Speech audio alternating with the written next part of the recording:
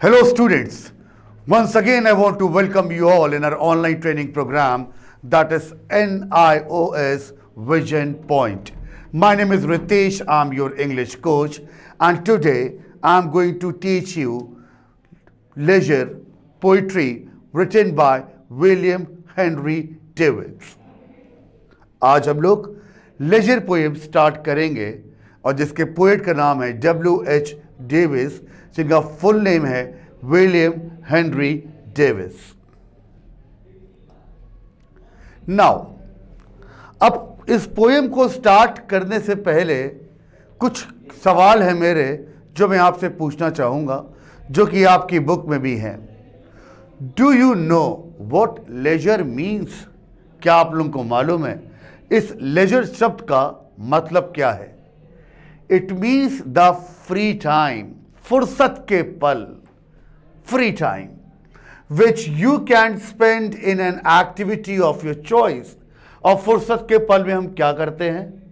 हम वो काम करते हैं जो हम चाहते हैं, जिसे हम पसंद करते हैं। What do you do in your leisure hours? आप लोग अपने फुर्सत के पल में, फ्री टाइम में क्या करते हैं? Do you read a book? क्या आप कोई किताब पढ़ते हैं? Play a game? कोई गेम खेलते हैं? See a movie? क्या आप कोई मूवी देखते हैं? Go for a walk? क्या आप वॉक पे जाते हैं? Listen to music? क्या आप संगीत सुनते हैं? Watch television? क्या आप टेलीविजन देखते हैं? Visit a friend? क्या किसी अपने दोस्त के पास जाते हैं? Admire the beauty of nature? क्या आप इस नेचर की सुंदरता की तारीफ करते हैं? अब मुझसे एक स्टूडेंट ने पूछा कि हम नेचर के कांटेक्ट में कैसे आए, तो बहुत ही सिंपल सा जवाब था मेरा, for that you have to woke up early in the morning. उसके लिए आपको सुबह जल्दी उठना होगा। ऑलराइट, सो इन सारी चीजों में से अपने लेजर टाइम, अपने फ्री टाइम, फुर्सत के पल में शायद इन्हीं में से कोई ना कोई एक एक्टिविटी, एक से ज़्यादा एक्टिविटी आप करते होंगे। बट पोएट ने सबसे आखिरी में हमसे सवाल पूछा है कि क्या आप नेचर की सुंदरता की तारीफ करते हैं? Now let us read the poem. अब हम पोएम पढ़ेंगे। To begin with, read the poem aloud to enjoy its rhythm. अब ये जो पोएट है ये एक सोनेट है। सोनेट का मतलब 14 लाइन्स की पोएम है। Then read silently and slowly and try to answer the following questions. जब आप इस पोएम को समझेंगे तो कुछ क्वेश्चन आंसर भी हम लोग यहाँ पर देखेंगे, तो आप बिलीव मी, जब आप वो सवाल पढ़ेंगे तो ऑटोमेटिकली आपके दिमाग में वो आंसर आ जाएगा और वहीं पर हमें ये समझ में आएगा कि हमने अपना काम सक्सेसफुली किया और आपने अपना काम 100% डेडिकेशन के साथ किया। न देर करते हुए मैं स्टार्ट करता हूँ आज की पोएट्री। सबसे पहला मैं आपको बता दूँ about the poet. The poem leisure by W.H. Davies, W.H. का फुल फॉर्म मैं आपको बता चुका हूँ, tells us that we should find leisure to enjoy the beauty of nature and the things around us। तो ये जो पोएम लेजर है जिसको W.H. डेविस ने लिखा है, वो हमसे कहते हैं कि हमें अपने आसपास की नेचर की जो सुंदरता है उसे फील करना चाहिए, उसे एंजॉय करना चाहिए। Otherwise life become monotonous and we will be deprived of the happiness we get by observing even the insignificant things that we come across in our life। Otherwise हमारी जो जिंदगी है, अब आज की डेट की अगर बात करें, मेरी और आपकी लाइफ के बारे में बात करें, so we don't have leisure time। Morning से लेकर नाइट तक हमारा और आपका एक शेड्यूल है, हमारे पास फ्री टाइम ही नहीं है। और तो और अगर फ्री टाइम हमको मिलता भी है तो आज इतने ज़्यादा गैजेट्स हो गए हैं, आप जैसे कि स्मार्टफोन कह सकते हैं, टैब कह सकते हैं, नोटपैड कह सकते हैं, पीसी कह सकते हैं, लैपटॉप कह सकते हैं, टेलीविजन, इंटरनेट, तो हमारा मोस्टली टाइम वहां पे स्पेंड हो रहा है। हम नेचर के कनेक्ट तो है, बट थ्रू सोशल मीडिया। हमने जो फोटोग्राफ में देखा उसी को देख के एंजॉय किया, और जैसे ही मोबाइल बंद किया आपने, अपना गैजेट बंद किया आपने, अगेन आप उसी लाइफ में वापस आ गए जहां आप थे। और पोएट यहां पे यही कहना चाह रहे हैं कि अपने फ्री टाइम में इस नेचर को एंजॉय करो, इसकी ब्यूटी को एडमायर करो, प्रेस करो।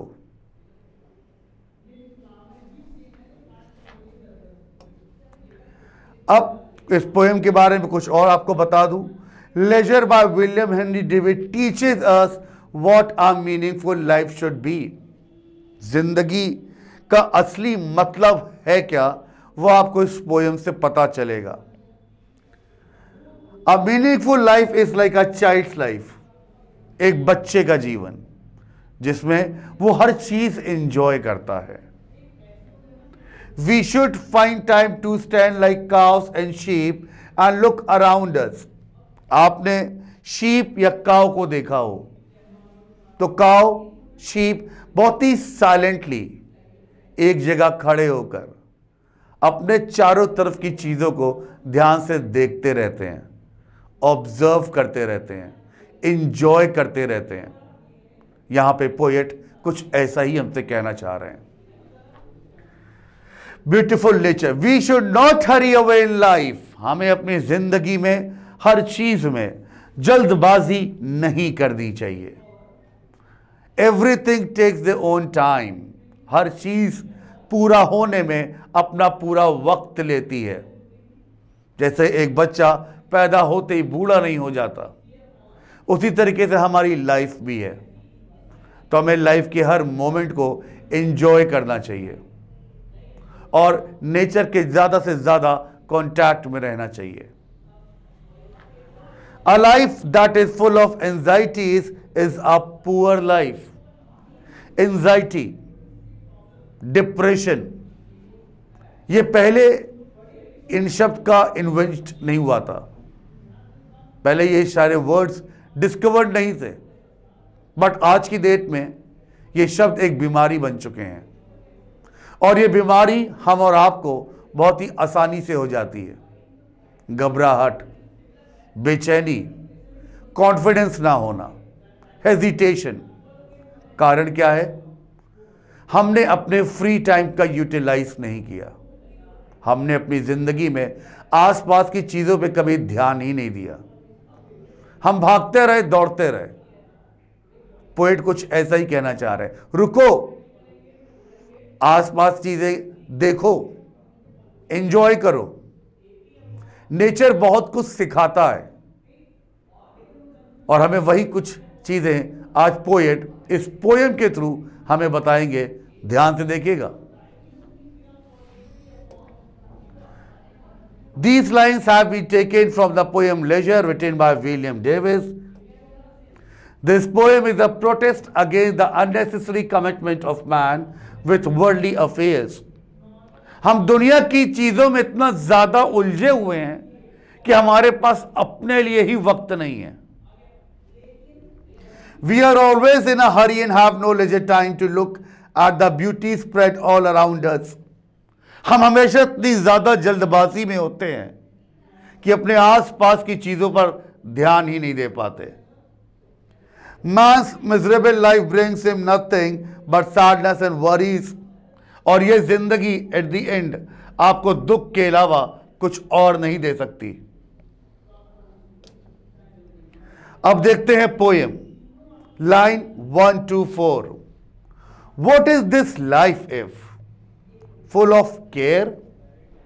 We have no time to stand and stare, no time to stand beneath the bow and stare as long as sheep or cows.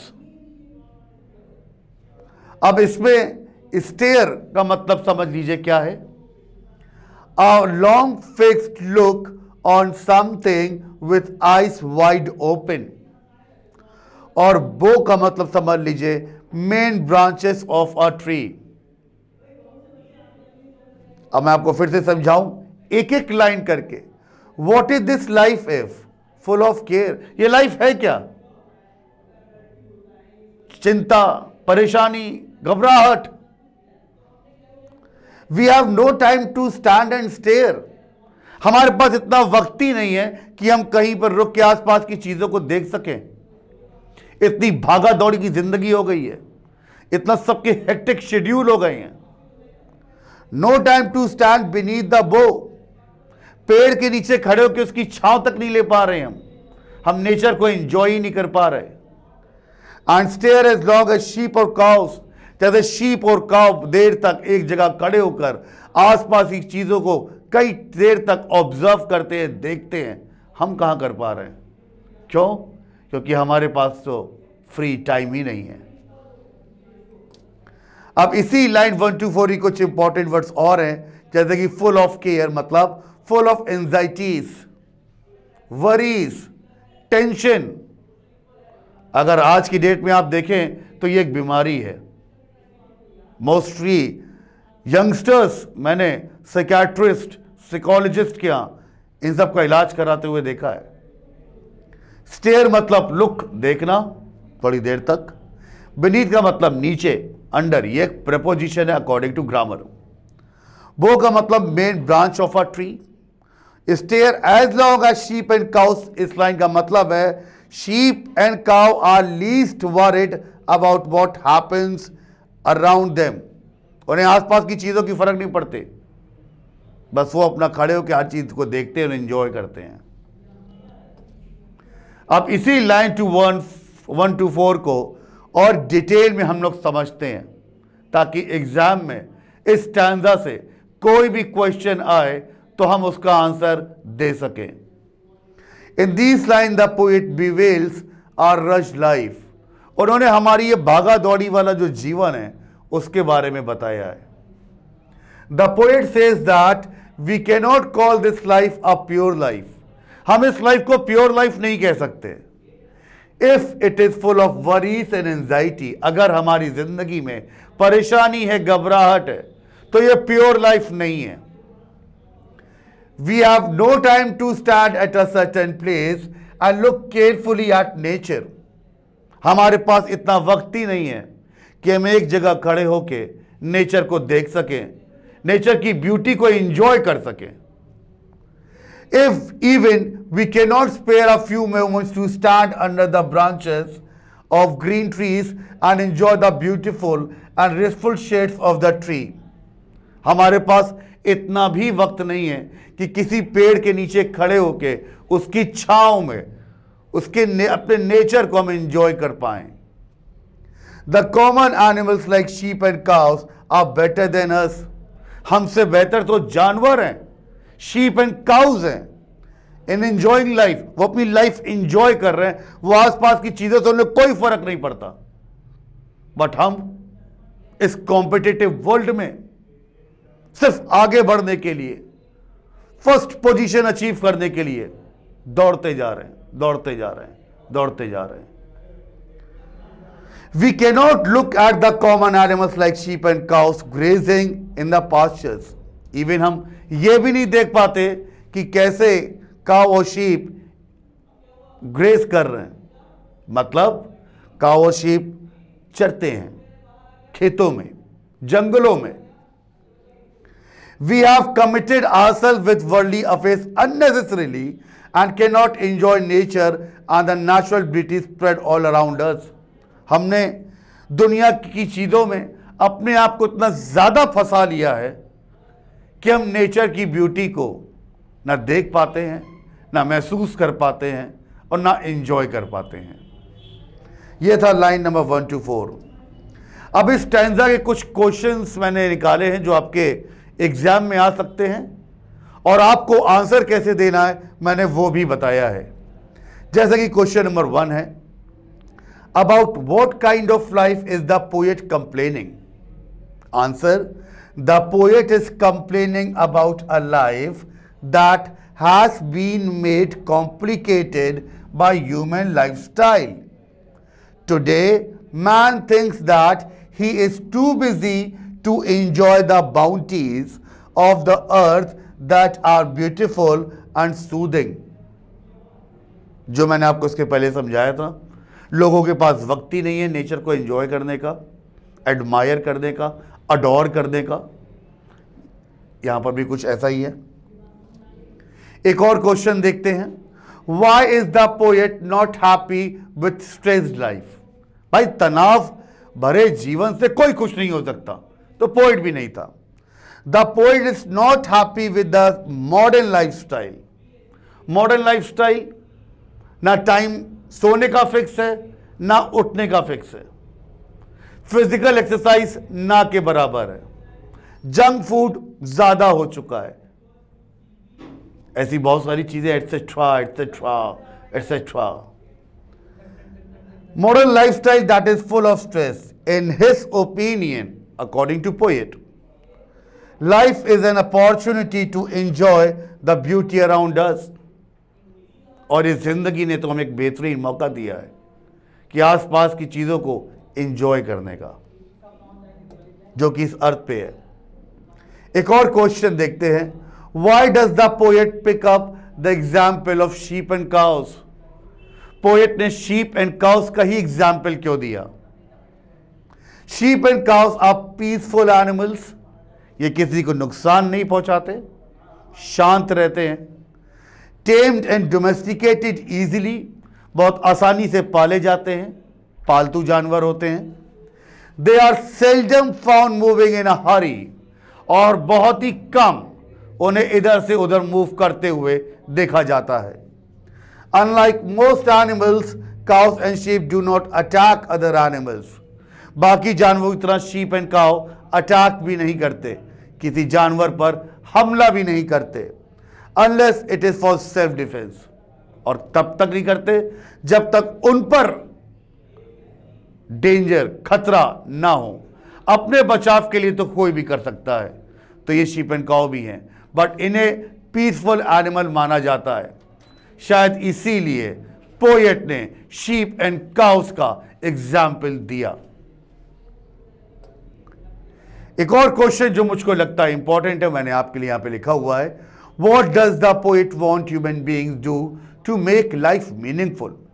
Poet ऐसा क्या चाहते हैं ह्यूमन बीइंग से जिससे उनकी लाइफ बेटर हो सके, प्योर हो सके, मीनिंगफुल हो सके? इसका आप आंसर दे सकते हैं, the poet wants human beings to start enjoying the beauty of the nature.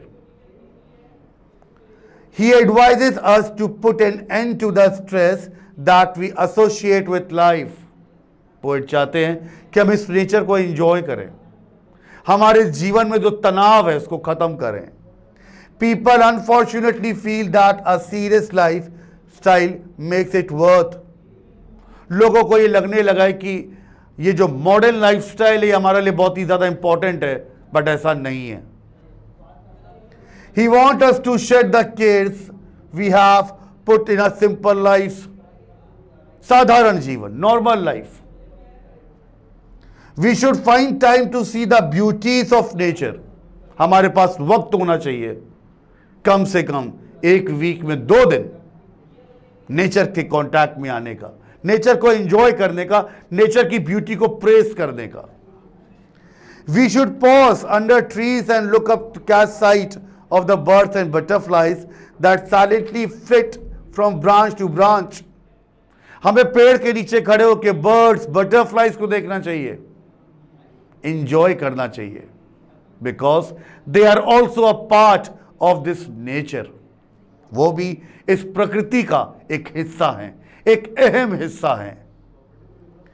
We should be like sheep and cow that endlessly look at something as if they are lost in a dream. हमें sheep and cow की तरह हो जाना चाहिए जो किसी भी चीज को देखते रहते हैं, उसी के सपने में खो जाते हैं। फिर जीवन में तनाव कैसा, फिर जीवन में परेशानी कैसी, घबराहट कैसी, फिर ये स्ट्रेस, डिप्रेशन, टेंशन हमारी लाइफ में होगा ही नहीं। अब देखते हैं लाइन 5 to 6 क्या कहती है। No time to see when woods we pass where squirrels hide the nuts in the grass. हमारे पास इतना भी वक्त नहीं कि हम रुककर जंगल देख सकें। हम गुजर जाते हैं जंगल के पास से, जबकि सबसे ज्यादा नेचर के अगर आप कांटेक्ट में जाना चाहते हैं तो बहुत सारी चीजें हमें जंगल में देखने को मिलती हैं।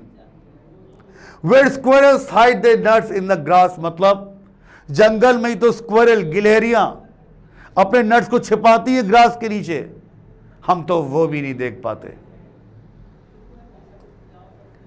अब इस लाइन का मतलब और डिटेल में समझते हैं।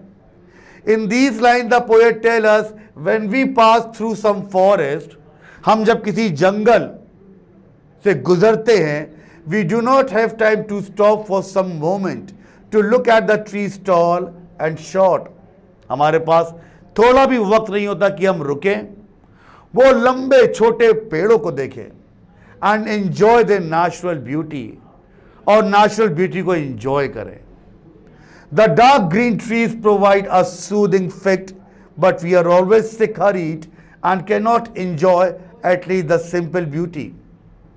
अगर मैं बायोलॉजिकली बात करूं तो ट्रीज से तो हमें बहुत सारे फायदे होते हैं, मगर ग्रीनरी कहीं ना कहीं हमें हमारी आंखों को बहुत ही सूद करती है, बहुत ही सूदिंग इन्वायरमेंट हो जाता है। हम रुक कर वो भी नहीं देखते, हम वो नेचुरल ब्यूटी को एंजॉय नहीं करते। Also we can not look at the small animals like squirrels concealing the food grain in the grass for the winter. हम छोटे जानवर जैसे कि गिलहरी, उसको भी नहीं देखते, जो कि घास के नीचे अपना खाना इसलिए छिपा रही है ताकि विंटर में उसको खा सके। This minor scene can also give us relief. ये छोटी छोटी चीजें भी हमारे जीवन में हमें बहुत राहत पहुंचा सकती हैं। एक और क्वेश्चन देखते हैं इसमें आप। What can one see while passing through woods. Woods का मतलब है फॉरेस्ट, जंगल। While passing through woods we see squirrels running off with nuts. They are in a hurry to hide them from little thieves. वो किसके लिए छिपा रही ताकि विंटर में खा सके और कोई उनका ये खाना चोरी ना कर ले। Sometimes we can see endless number of sparkles of the sunlight reflecting upon the ripples of the streams। पानियों में जब सूरज की किरण पड़ती है तो पानी जैसे चमकता है, हम वो भी नहीं देख पाते।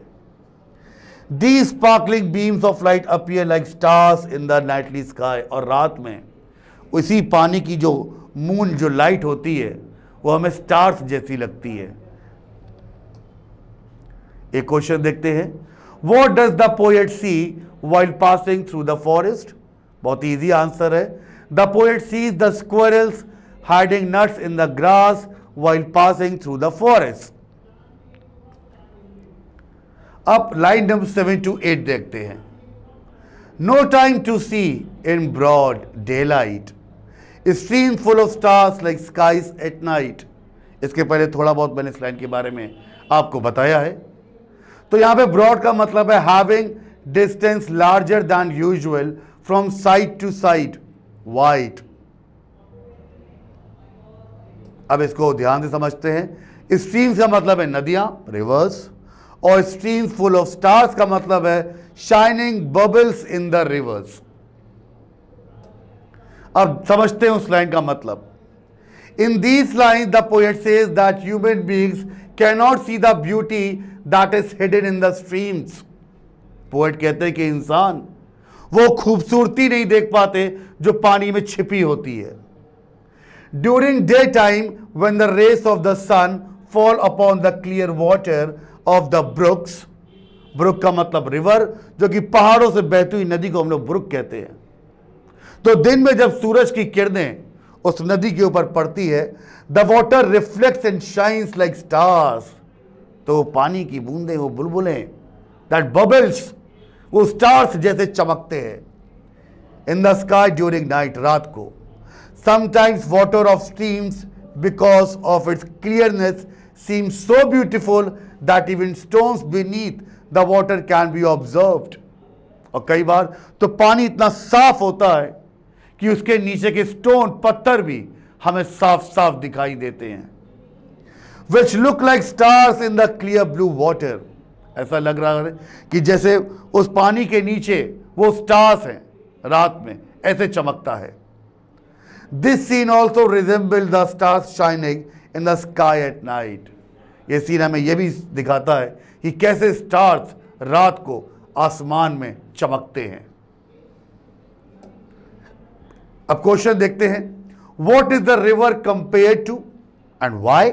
आंसर आप दे सकते हैं. The river is compared to a starry sky at night.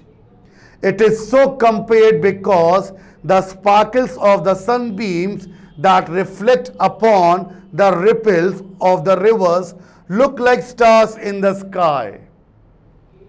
एक और क्वेश्चन देखते हैं.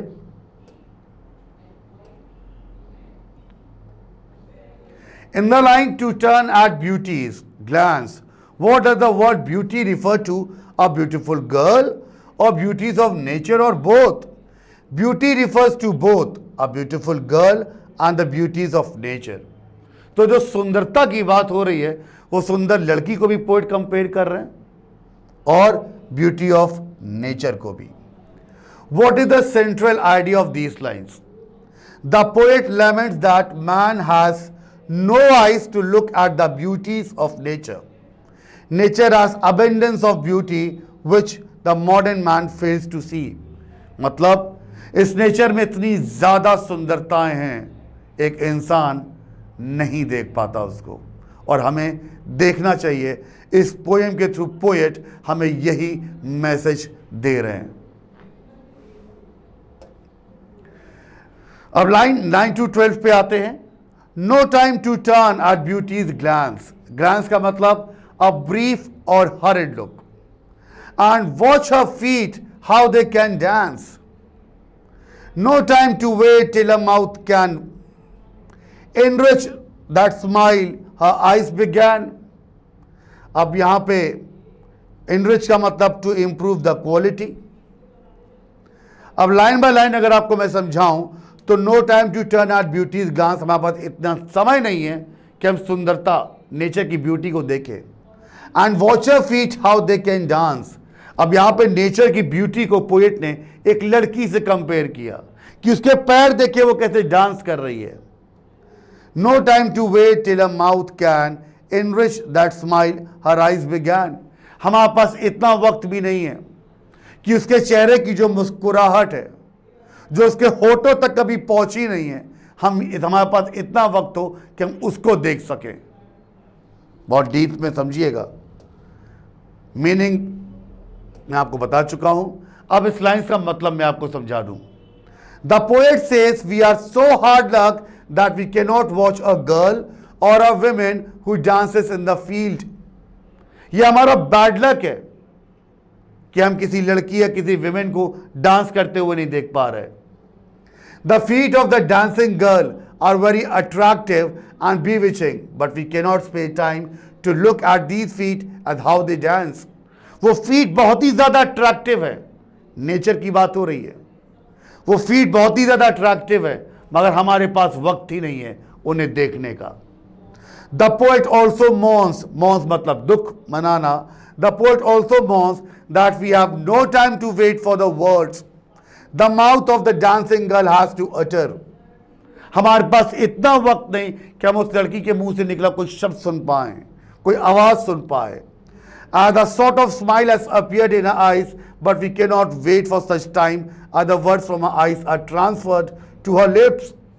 हमारे पास इतना भी वक्त नहीं कि उसकी आंखों से जो मुस्कुराहट निकल रही है, जो उसके होठों तक पहुंचने वाली है, हम रुक कर उसको देख सकें. इतना भी टाइम नहीं है, फ्रैक्शन ऑफ सेकेंड भी नहीं है. Those words can amuse us. वो शब्द, वो मुस्कुराहट हमें एंटरटेन कर सकती है, हमें खुशी पहुंचा सकती है. In fact the poet uses personification. यहां पे पोएट ने पर्सोनिफिकेशन यूज किया. उसने ब्यूटी को एक लड़की से कंपेयर किया. Biotic device to explain the natural beauty is scattered all around us. The poet personifies beauty as a young, beautiful, dancing girl having a smiling face. कुछ important question मैं आपको बता दूं. Who is her referred to here? Her refers to a poor girl. The poet treats the beauties of nature like a beautiful girl. What is the origin of that enriching smile? The enriching smile begins from the eyes. ये सारे question पढ़ते ही आपको समझ में आ रहा होगा.